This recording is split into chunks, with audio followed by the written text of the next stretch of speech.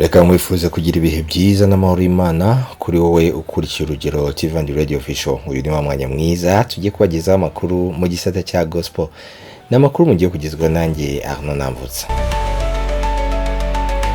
Kuri wa gatatu tariki ya 17 Ukuboza 2025 dore zimwe mu ngingo z'amakuru tugiye kuba tugarukaho. Insengero 1154 za ADPR zigiye kuba amateka. Byifashe bite ibijyanye n'amatike y'igitaramo cya Mbonyi? Natangiye kunywa itabi mfite imyaka 13, narwanye n'ububata bwo kwikinisha ku myaka 27. Uyu n'ubuhamya bwa tonto. Ese Elon Musk yabagiye gukizwa akemera Kristo? Ni mukanya tukagaruka mu makuru arambuye.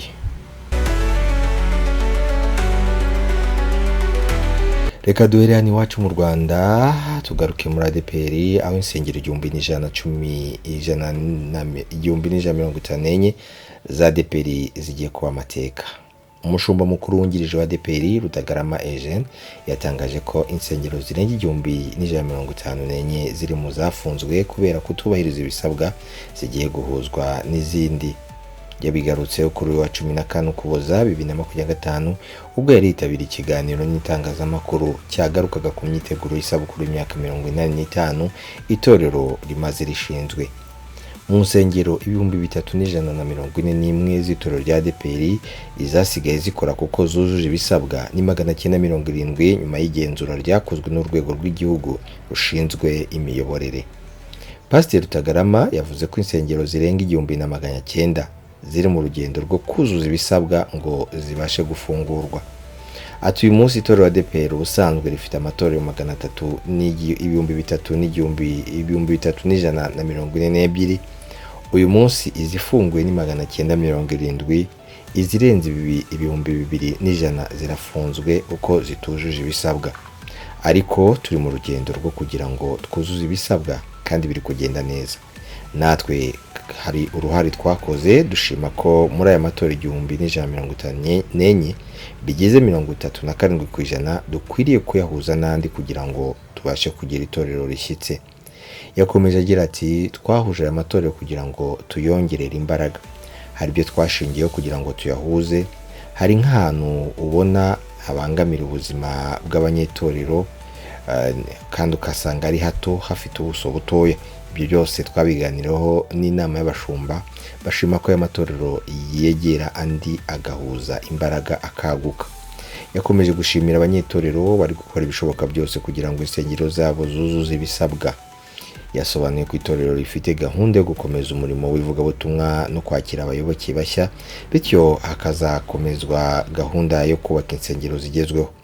Yagize ati ivugabutumwa rirakomeje kandi nkuko twashima ahantu bigaragara ko bikenewe, murabizi igishushanyo mbonera biba bihari, twabona ko cyemera ko aho hantu runaka hubaka urusengero tuzahagura niturangiza twubake urusengero. Umushumba mukuru wa ADPR Ndayizeye Isaie yavuze ko hari insengero 27 zamaze guhabwa ibyangombwa by'uko zujuje ibisabwa, ariko hari n'andi menshi yamaze gutangwa kugira ngo asuzumwe.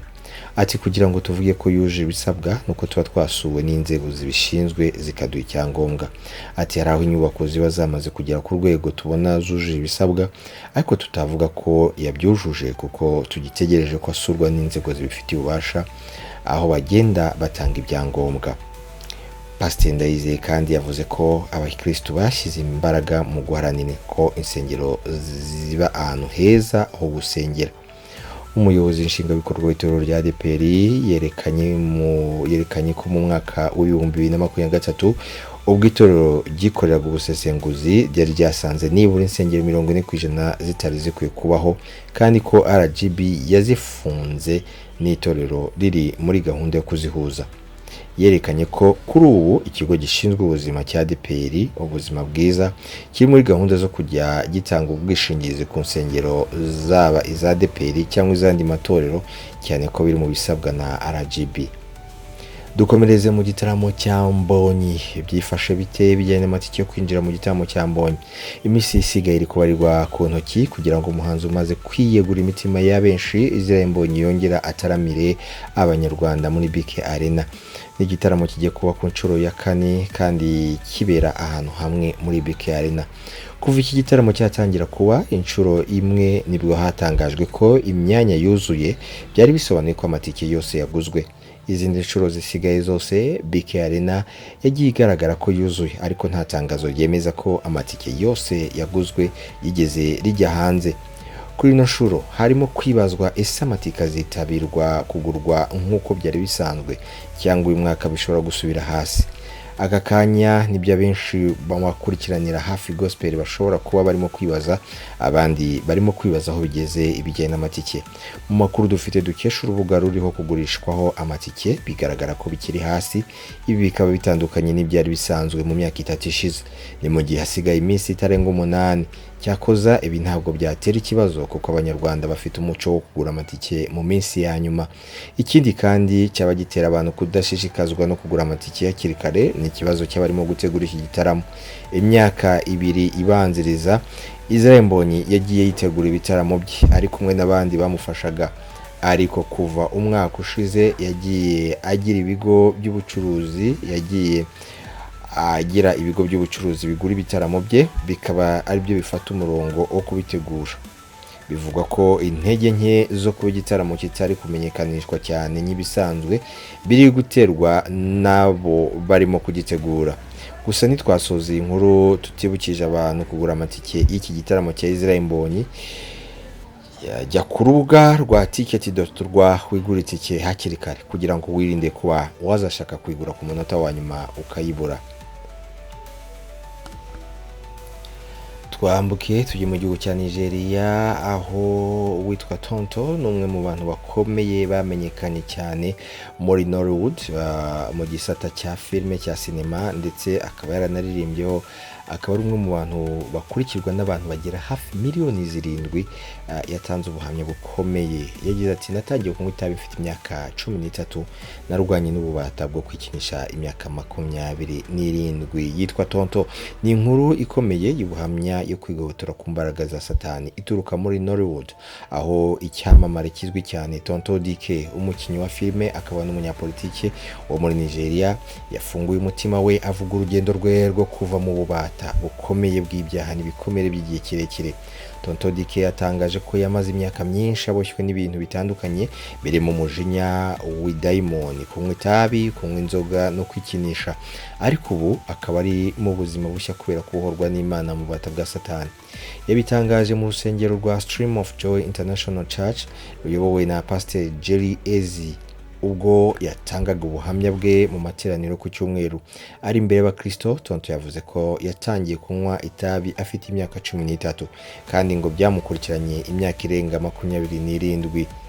Yemeje ko imyaka yose yamaze mu buzima bwe yaranzwe n'ibibazo byo mu mwuka, cyane cyane umujinya ukabije wamubangamiraga mu mibanire ye n'abandi. Yagize ati natangiye kunywa itabi ifite imyaka 13, Imana yankijije no kwikinisha.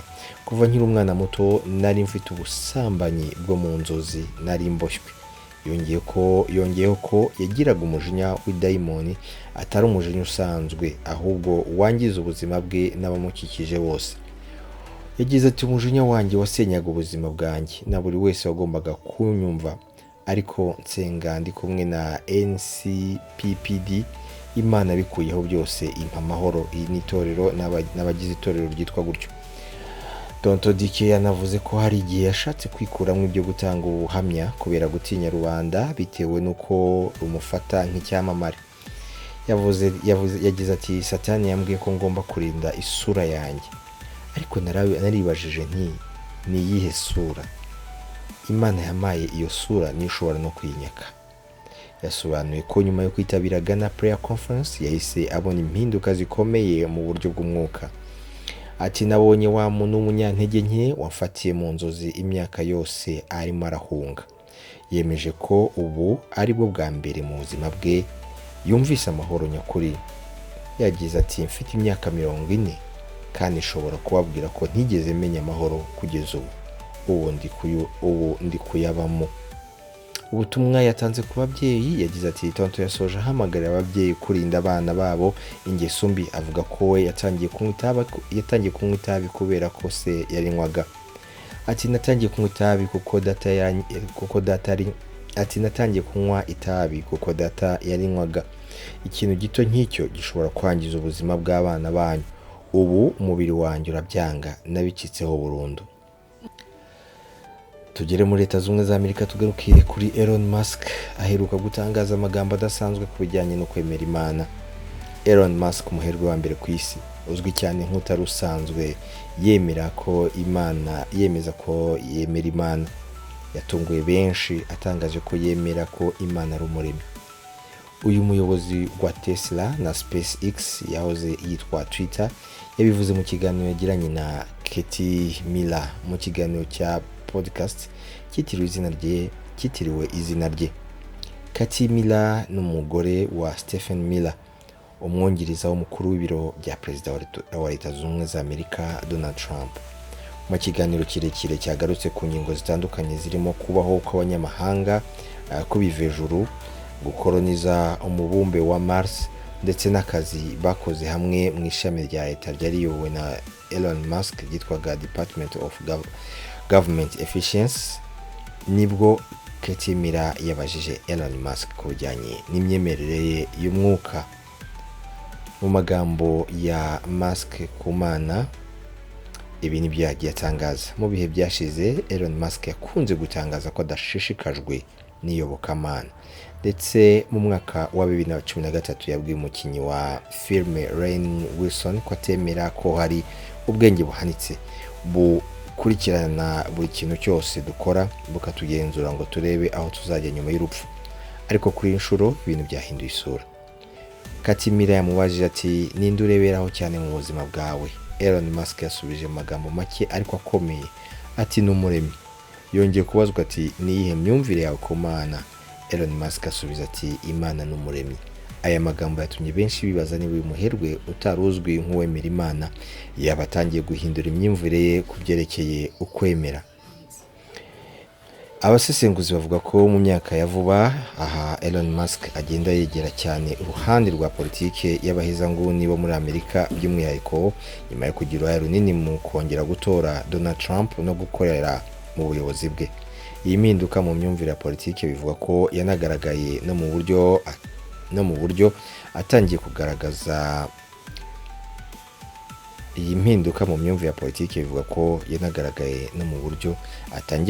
uko abona ukwemera Imana. Nubwo Elon Musk atigeze avuga ko yahindutse umukristo cyangwa ko yinjiye mu idini runaka, aya magambo ye yo kuvuga ko Imana ari umuremyi afatwa na benshi nk'intambwe idasanzwe ivuye ku muntu wamamaye ku isi yose nk'utari wemerera Imana. Ibi byongera kwibutsa benshi ko nta muntu n'umwe uri kure y'ukuri, kandi ko no mu bwenge mu bukire no mu ikoranabuhanga ikibazo cy'Imana kiguma kigaruka. Mwakoze kubana natwe muri aya makuru ya gospel, mari kumwe nanjye aho navutsa. Mukomeze kubana natwe ku Rugero TV and Radio Official, mukora subscribe na share. Ugire umunsi mwiza nakagaruka.